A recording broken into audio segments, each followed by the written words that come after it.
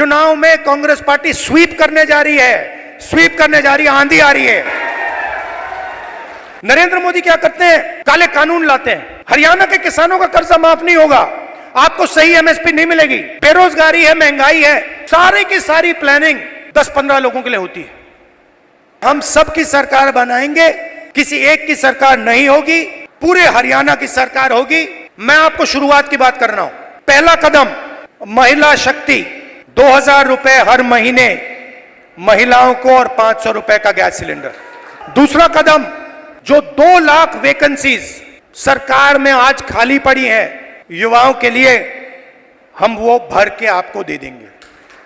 किसान को MSP guarantee करके हरियाणा की सरकार देगी, और जो आपका बीमा का पैसा है, जैसे ही नुकसान होगा उसके एकदम बाद आपको बीमा का पैसा मिलेगा।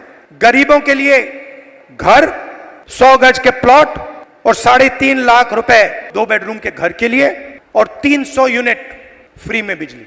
हरियाणा एक साथ लड़ेगा, सबकी सरकार बनेगी, खुशी से बनेगी। चुनाव में कांग्रेस पार्टी स्वीप करने जा रही है, स्वीप करने जा रही है, आंधी आ रही है। नमस्कार, अजय चतुर्वेदी। चर्चा हरियाणा चुनाव की हो करने जा रहा हूं।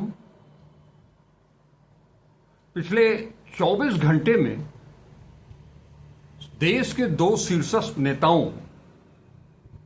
प्रधानमंत्री नरेंद्र मोदी और लोकसभा में नेता प्रतिपक्ष राहुल गांधी,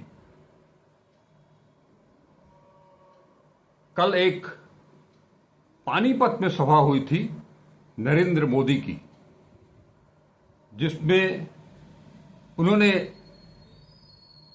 लगभग ये स्वीकार कर लिया कि हरियाणा उनके हाथ से निकल चुका है। तभी उन्होंने कहा कि गलती से कांग्रेस की सरकार आ गई। माने उन्होंने ये स्वीकार कर लिया कि यहां अब बीजेपी की सरकार नहीं आने वाली है। वही 24 घंटे के बाद हिसार में पहुंचे राहुल गांधी कुमारी शैलजा के साथ, और राहुल गांधी ने हिसार में विशाल जनसमूह के सामने जो आज बयां किया वो जबरदस्त था। इतना कॉन्फिडेंस उस शख्स के अंदर जो झलकता है, ये देखने काबिल है। और निश्चित तौर पर ये आम जनता का जो प्यार मोहब्बत उन्हें लगातार मिल रहा है, उसका नतीजा है। आज राहुल गांधी ने हिसार में उपस्थित जनसमूह को संबोधित करते हुए कहा कि हरियाणा में कांग्रेस स्वीप करने जा रही है। ये अभी तक पिछले 10 वर्षों में आपने सुना होगा कि नरेंद्र मोदी और अमित शाह ये भविष्यवाणी किया करते थे कि हम प्रचंड बहुमत से जीतने वाले हैं, हम सरकार बनाने वाले हैं। लेकिन उनका भ्रम सबसे पहले लोकसभा चुनाव में टूटा, जब वो 400 पार की बात कर रहे थे और 240 पर आकर के सिमट गए। और आज की तारीख इस बात की गवाह है कि राहुल गांधी जिस आत्मविश्वास के साथ कहते हैं कि हरियाणा में कांग्रेस स्वीप करने जा रही है, राहुल गांधी जिन मुद्दों की बात कर रहे हैं उन पर भी हम चर्चा करेंगे। लेकिन अभी मैंने 24 घंटे की बात की, आपसे मैं बात करूंगा दूसरी बात देश के दो शीर्षस्थ नेता, प्रधानमंत्री नरेंद्र मोदी और लोकसभा में नेता प्रतिपक्ष राहुल गांधी, इन दोनों नेताओं की अमेरिका यात्रा, इन दोनों में एक बड़ा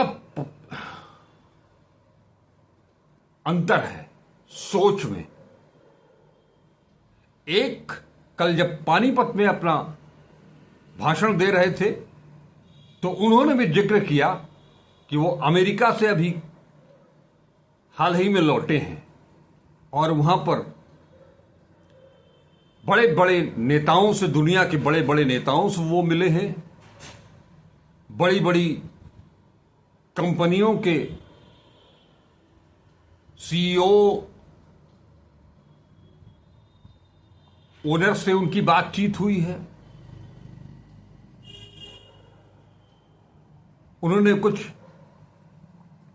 टैलेंट की बात की, हिंदुस्तान के युवाओं के टैलेंट की भी बात की, लेकिन ले दे करके ये सारा कुछ उस कारपोरेट के इर्द गिर्द ही घूमता रहा। एक बार भी उन्होंने ये जिक्र नहीं किया कि अमेरिका में हमारे देश के कुछ गरीब लोग भी आए हैं रोजगार की तलाश में। शायद या तो वो देखना नहीं चाहते हैं या उन्हें दिखाई नहीं देता है, अथवा वहां तक कोई उनको पहुंचने नहीं देता है। चाहे जो हो, लेकिन उनकी सियासत बिल्कुल जमीनी हकीकत से एकदम अलग है। वहीं राहुल गांधी अमेरिका जाते हैं, अमेरिका के लोग, अमेरिका में भारतीय मूल के लोगों से मिलते हैं और वहीं उनको कुछ लोग ये बताते हैं कि यहां पर एक बड़ा तबका ऐसा है जो हिंदुस्तान से बड़ी मुश्किलों से अमेरिका पहुंचा है, गिरते पड़ते, रोते गाते, और उसमें हरियाणा के लाखों लोग हैं।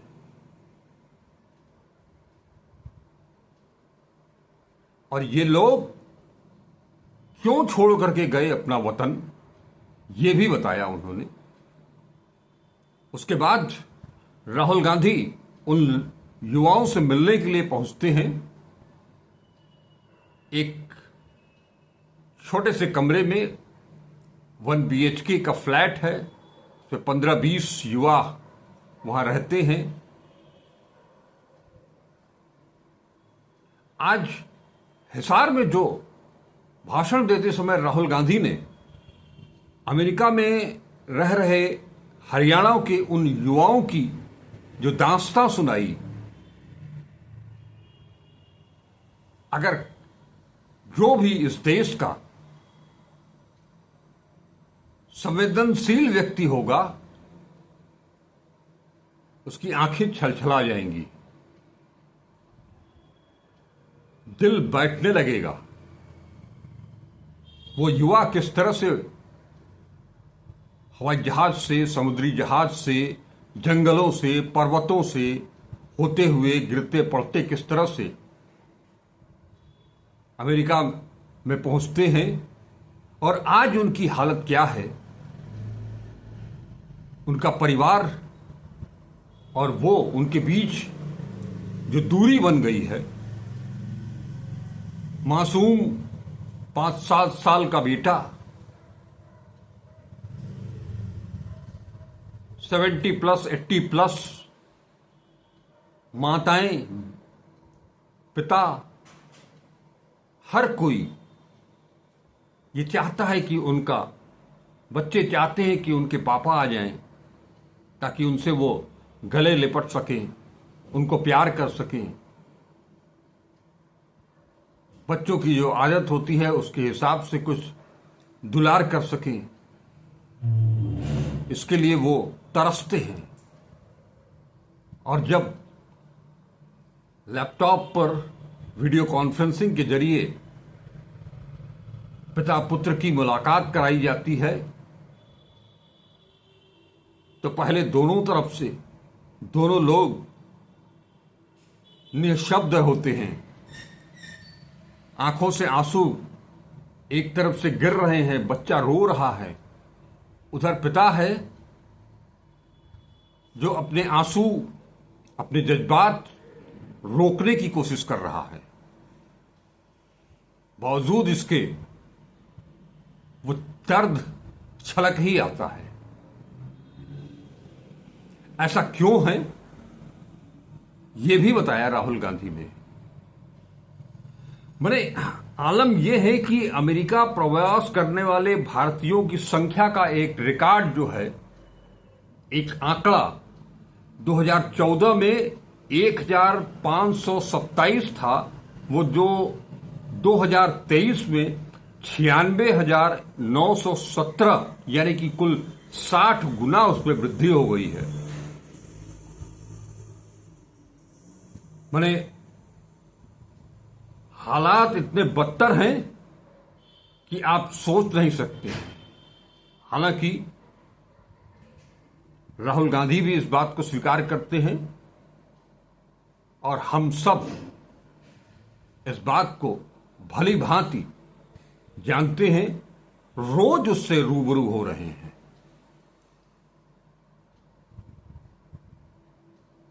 पूरे देश की यही हालत है।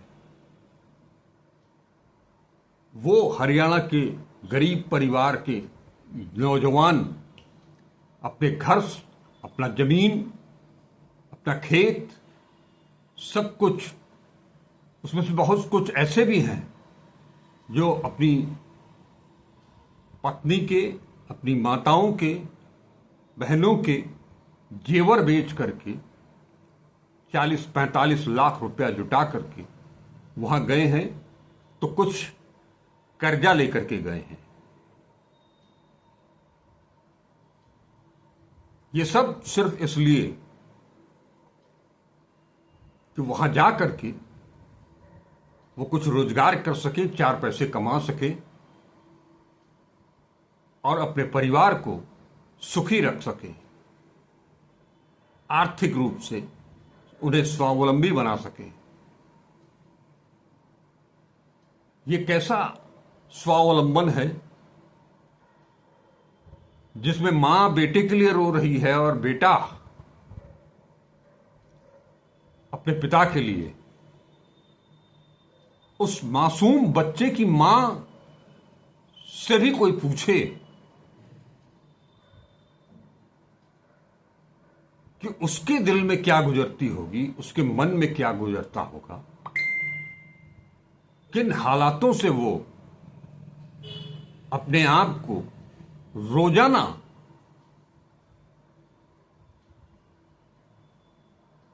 एक समझौते की तरह चल रही है, जी रही है। कितनी बड़ी जिम्मेदारी उसके ऊपर है। वो खुद को संभाले, बच्चे को संभाले, अपने बुजुर्ग सास ससुर को संभाले। ऐसा नहीं है कि यहां जो लोग हैं वो कर्जा नहीं ले रहे हैं, कर्जा वो भी ले रहे हैं और रोज पाई पाई किस तरह से जुटा जुटा करके ईएमआई भर रहे हैं। सही बात है कि विजय माल्या हो, नीरव मोदी हो, गौतम अडानी हो, मुकेश अंबानी हो, इनके नाम पर कुछ तो करोड़ों का कर्जा लेकर के देश से भाग गए। या उन्हें भगा दिया गया, और कुछ वो हैं जो हर पल हमसे हमारा ही पैसा छीन रहे हैं। और सरकार ये काम कर रही है मध्यस्थता का, हमसे हमारा आर्थिक शोषण करके उन पूंजीपतियों को और ऊपर पहुंचाया जा रहा है। इस देश में शिक्षा पर लोन दिया जाता है। मैं ऐसे बहुत सारे लोगों को जानता हूं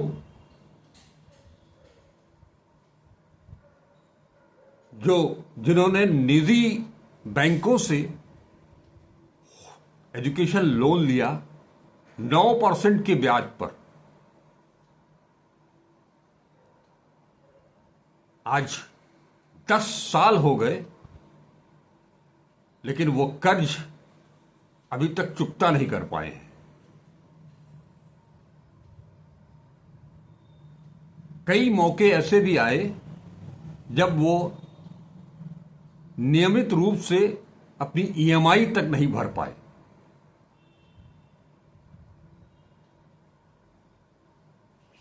संकट ये है कि एक मध्यम वर्ग का आदमी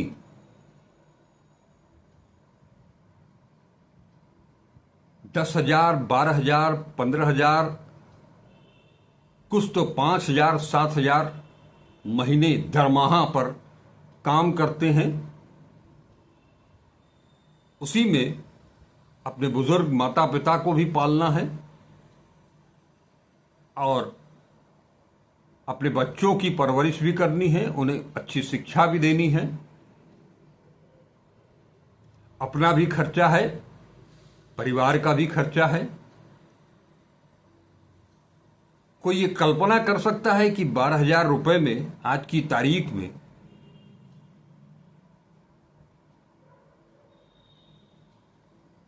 साढ़े चार 5,000 रुपए हर महीने ईएमआई जमा करने के बाद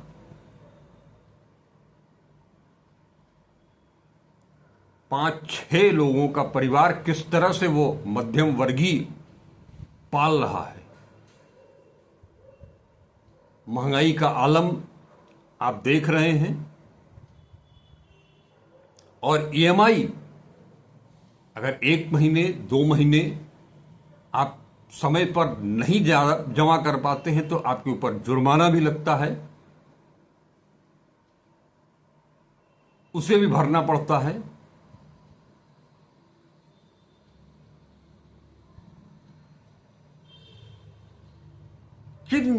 किस परिस्थिति में यह देश पहुंच चुका है, साफ तौर पर दिखाई दे रहा है। 2 तरह का भारत।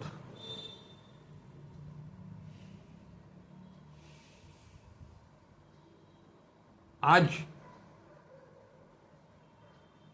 मैं उत्तर प्रदेश से बाहर की बात नहीं जानता, लेकिन एक चीज उत्तर प्रदेश और बनारस, यहां का नौजवान जिसे कोई काम नहीं मिला, पढ़ा लिखा नौजवान, ग्रेजुएट है, साइंस ग्रेजुएट है, कई पोस्ट ग्रेजुएट हैं, उन्होंने रोजगार करने की कोशिश की। जब उन्हें कोई नौकरी नहीं मिली, रोजगार के लिए जो पैसे लगाए वो डूब गए।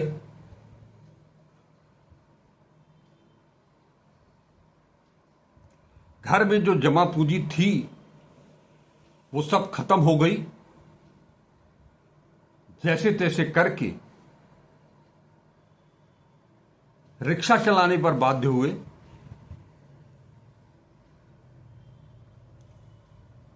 आज ये अलग चीज है कि इन रिक्शा चालकों से आम आदमी को परेशानी हो रही है, सड़कें जाम हो रही हैं, लेकिन उन युवाओं का क्या कसूर है उसमें? अपना पेट पालने के लिए, अपने परिवार का पेट पालने के लिए वो ई रिक्शा चला रहे हैं। बहुत से ऐसे बुजुर्ग मिल जाएंगे ई रिक्शा चलाते हुए जिनकी उम्र 60 साल 70 साल से ऊपर है।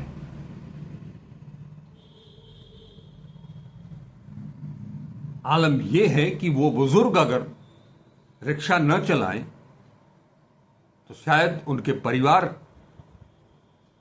को 2 वक्त की रोटी भी नसीब नहीं होगी। ये इस देश का आर्थिक ढांचा बन चुका है पिछले 10 सालों में। मैंने तुलना की नरेंद्र मोदी और राहुल गांधी की, जिन्हें एक तरफ प्रधानमंत्री नरेंद्र मोदी, जिन्हें केवल कारपोरेट जगत दिखाई देता है, उसमें काम करने वाले बड़ी बड़ी मोटी मोटी तनख्वाह पाने वाले लोग दिखाई देते हैं। दूसरी तरफ नेता प्रतिपक्ष राहुल गांधी हैं, जिन्हें रामचैत मोची दिखाई देते हैं, लोको पायलट दिखाई देते हैं, राजगीर मिस्त्री दिखाई देते हैं, किसान दिखाई देते हैं, मजदूर दिखाई देते हैं, मोटर मैकेनिक दिखाई देता है जो सड़क पर बैठ करके गाड़ियां ठीक करता है। ये बेसिक अंतर है। इसीलिए वो कहते हैं राहुल गांधी कि 10% बनाम 90%।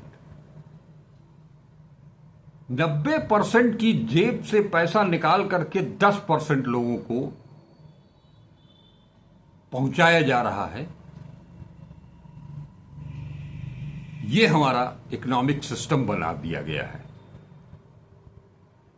और इस बात को आज जनता समझ चुकी है कायदे से। शायद इसीलिए अब नरेंद्र मोदी भी कहते हैं, स्वीकार करने लगे हैं कि कांग्रेस की सरकार आई, धीरे से बोलते हैं गलती से। वहीं पूरे आत्मविश्वास के साथ राहुल गांधी बोलते हैं कि कांग्रेस स्वीप करने जा रही है।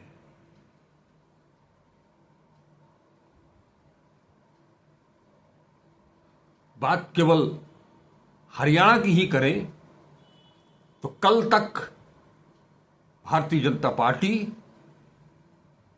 कांग्रेस की एक वरिष्ठ नेत्री कुमारी शैलजा को लेकर के बड़े बड़े बयान जारी कर रही थी कि वो बीजेपी में शामिल होने जा रही है। गृह मंत्री अमित शाह ने यहां तक कहा कि कांग्रेस, नाम लेकर के कहा कि कांग्रेस कुमारी शैलजा का अपमान कर रही है। आज वो शैलजा राहुल गांधी के साथ मंच पर एक साथ बैठी हुई दिखाई दी और बाकायदे उन्होंने हिसार की जनता से कांग्रेस के पक्ष में मतदान करने, केवल हिसार ही नहीं पूरे हरियाणा में कांग्रेस की बहुमत वाली सरकार ले आने, प्रचंड बहुमत वाली सरकार ले आने का आह्वान भी किया। क्यों?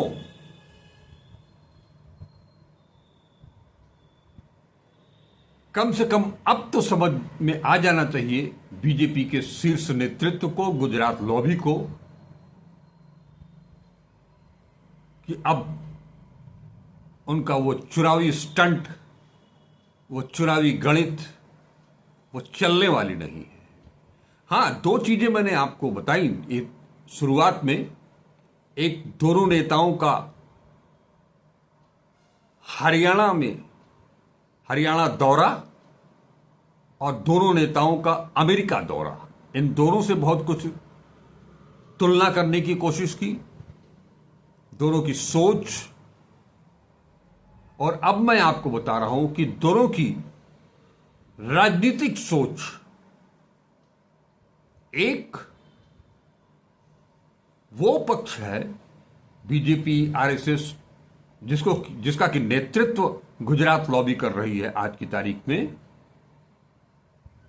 वो इन केन प्रकारेण केवल चुनाव जीतना चाहती है, सत्ता पर काबिज रहना चाहती है।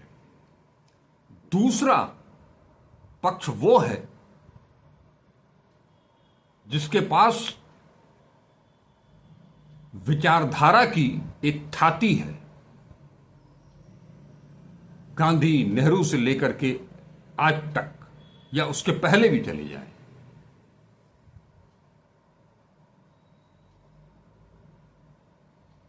एक आइडियोलॉजी है, एक समझ है देश को समझने की, वो ताकत है कि देश को किस तरह से एक रखा जा सकता है, देश का किस तरह से विकास किया जा सकता है, देश को किस तरह से विकसित बनाया जा सकता है। ये सोच राहुल गांधी में है, कांग्रेस पार्टी में है। वहीं तोड़ फोड़ और नफरत की राजनीति करने वाली दूसरी तरफ आरएसएस और बीजेपी। और आज की तारीख में इस बात को देश की जनता बखूबी समझ ली है। वो जानती है, जनता भी अब जानने लगी है कि देश संविधान से चलेगा, हमारा लोकतंत्र संविधान से चलेगा और उसी से बचेगा। और इसके लिए बाकायदे अब सत्ता परिवर्तन जरूरी हो गया है। ये एक महज सत्ता परिवर्तन नहीं है, ये सोच का परिवर्तन है, ये एक तरह से क्रांति है जिसकी अलख राहुल गांधी ने जगाई और अब वो पूरे देश के मन मिजाज में बैठ चुकी है। वो भारत जोड़ो यात्रा, उसने पूरे देश के मिजाज को बदल दिया है। वो एक मील का पत्थर है और उसका नतीजा लोकसभा चुनाव में देखा। लोकसभा चुनाव का परिणाम एक ट्रेलर था, फिल्म तो अभी आनी बाकी है। अब जहां जहां भी विधानसभा के चुनाव होंगे, हर जगह गुजरात लॉबी चाहे जो कर ले, अब बीजेपी दोबारा वापस लौटने वाली नहीं है।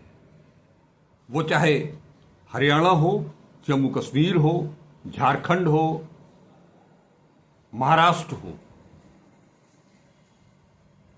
आने वाले दिनों में देश की राजनीतिक राजधानी दिल्ली और देश की आर्थिक राजधानी मुंबई दोनों पर कांग्रेस का कब्जा होगा।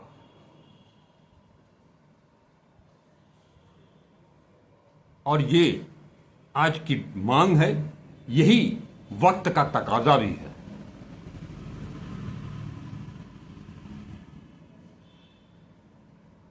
मैं बहुत सारे युवाओं को जानता हूं। राहुल गांधी हरियाणा के उन नौजवानों की बात कर रहे हैं, गरीब गुरबा परिवारों के लोगों की बात कर रहे हैं। आज इस देश का इंटेलेक्ट देश में रहना नहीं चाहता है क्योंकि उसे काम नहीं मिल रहा है। वो चाहे आईटीएंस हो, आईआईटीएंस हो, मेडिकल का छात्र हो, मैनेजमेंट का छात्र हो, हर युवा के मन में ये बैठ गया है कि यहां है क्या। आप उसको समझा नहीं पा रहे हैं कि इस देश में क्या है, तुम्हारी माटी में क्या है। आप सिद्धांतों की बात करेंगे, उसको पुरानी बातें उसको समझाने की बात कोशिश करेंगे, लेकिन सिद्धांत और मोहब्बत पेट नहीं भर सकता। इसलिए उनका जवाब होता है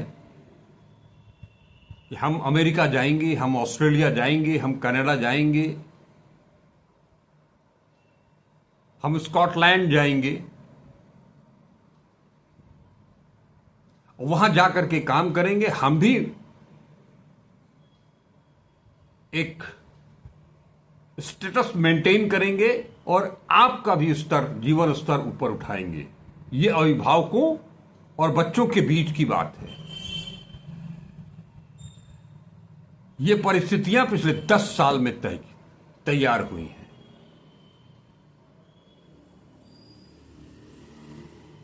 एलकेजी से लेकर के और यूनिवर्सिटी तक की पढ़ाई आज आम आदमी के बस की चीज नहीं रह गई है।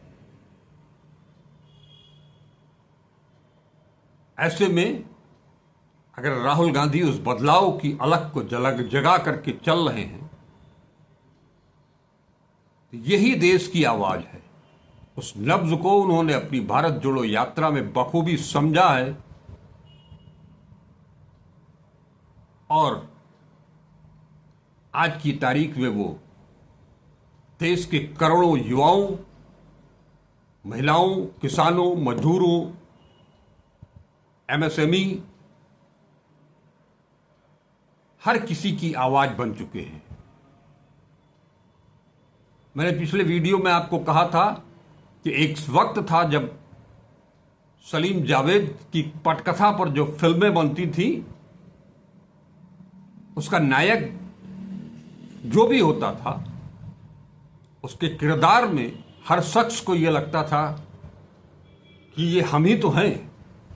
तो आज की तारीख में राहुल गांधी जिन बातों का जिक्र कर रहे हैं, उनको सुन करके, उनको देख करके उसे भी ये महसूस हो रहा है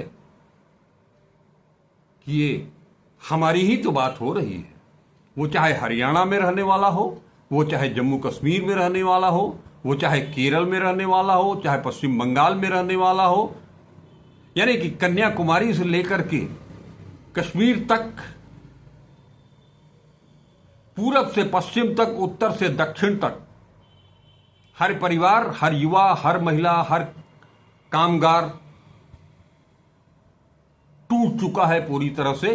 इसलिए वो राहुल गांधी को जननायक बना रहा है। देखते हैं आगे आने वाले समय में क्या परिणाम होता है। अब कंगना रनौत चाहे जो कहे, वो जिसकी भी भाषा बोले, जिसके भी मन की बात बोले, अब वो सब कुछ होने वाला है नहीं। अब इनके जाने के दिन आ गए। इन्हीं शब्दों के साथ मैं आज यहीं पर अपनी बात समाप्त करता हूं। फिर मिलेंगे, मिलते रहेंगे। नमस्कार, अजय चतुर्वेदी।